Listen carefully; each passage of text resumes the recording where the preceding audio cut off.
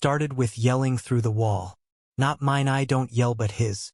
Loud, sharp, heartbreaking sounds that cracked like glass into the silence of 1:27 a.m. on a Wednesday. I was clutching a bag of flamin' hot Cheetos and a cold Sprite, fresh from the corner store, wondering if I should just knock or mind my own damn business. I'd seen him before, of course. Apartment 4C. Name, Liam, according to the mailboxes. The kind of guy you glance at twice in the hallway without realizing it. Tall with that disheveled, effortless beauty like he just rolled out of a Calvin Klein photo shoot. But there was always someone with him, another guy. Lean, intense, with a voice like gravel and eyes that didn't smile. The kind of boyfriend who made you wonder if love and control had ever been different words for him. So when the door slammed and footsteps stormed down the hallway, I knew it had happened. The fight, the end, or at least a pause, ugly and broken. I didn't expect him to knock on my door. "I need a place to crash," Liam said, voice flat, eyes red. "Just tonight." I blinked, looked down at the snacks in my hand, then back up. "You know I'm the guy who brings you Fritos at 2 a.m., right?" "Yeah," he said. "And you're the only person in this building who's ever smiled at me." That was how it began. Not with romance or a kiss or fireworks. With exhaustion. With silence. With him curled up on my ragged couch under a Batman blanket, while I sat on the floor pretending not to look at him too much. The next morning I expected him to be gone. But he wasn't. "I can pay rent," he said, rubbing the back of his neck. "Just for a week. Or two." I didn't ask questions. Mostly because I didn't want answers I couldn't handle. I just shoved the clean laundry off the futon and said sure. It was strange having him there. Strange in the way something warm feels after too many nights of cold. He was quiet at first, folding in on himself like someone waiting to be punished. I catch him staring at the window like he was watching for ghosts. But then came the night we cooked dinner. He was chopping garlic while I stirred pasta. Music was playing, something soft and old school. He started humming, then smiling, then laughing at one of my awful jokes about linguine. And just like that, something cracked open between us. "Why do you deliver snacks?" he asked that night. Both of us cross-legged on the floor with bowls in hand. I shrugged. "It pays enough. I like the quiet. People at 2 a.m. are real. No small talk. Just cravings." He smiled. "You always seem too good for this building." I looked at him. Really looked. "And you always looked like you were trying not to disappear." He went still. Then he whispered, "I was." The next few days blurred into a soft, strange rhythm. Brushing shoulders in the kitchen. Sharing morning coffee.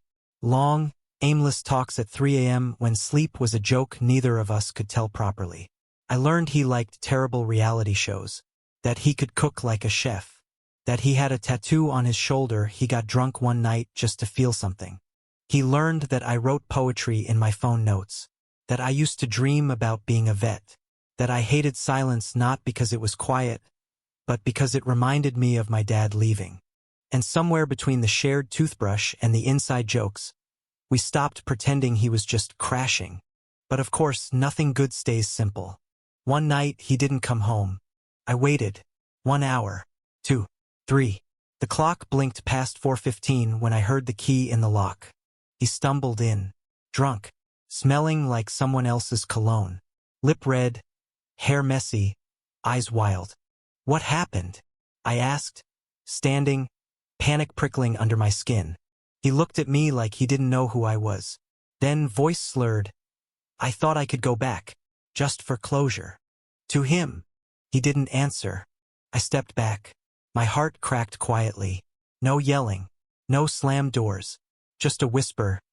"You don't owe him anything. But you owe yourself more than this." He stared at me. I suddenly sober. And broke. "I think I messed this up." "You didn't," I said.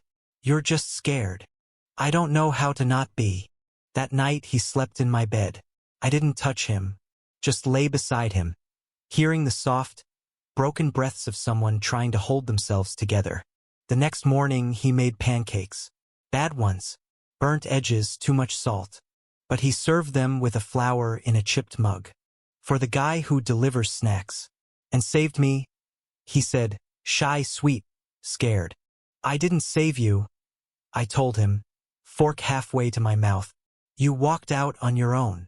He looked at me with something like hope, like maybe this wasn't just a crash landing, but a new beginning. We kissed that afternoon. Not in a dramatic way. Not in the movies and roses way. Just soft, hesitant, like dipping your toes into water that might be warm or ice. But it was warm. So warm. Weeks passed. Then months. The world didn't change. But we did. Together. Sometimes he still wakes up shaking. Sometimes I still deliver snacks at 2 a.m. But now, when I come home, there's someone waiting. Someone who makes tea. Someone who calls me babe in the middle of a sentence like it's always been that way. Love didn't save us. We saved ourselves. But love is what made it worth it.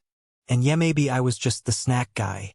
But sometimes, the late-night cravings turn out to be exactly what your heart needed. Thank you for listening. Don't forget to like and subscribe to stay updated with the latest videos.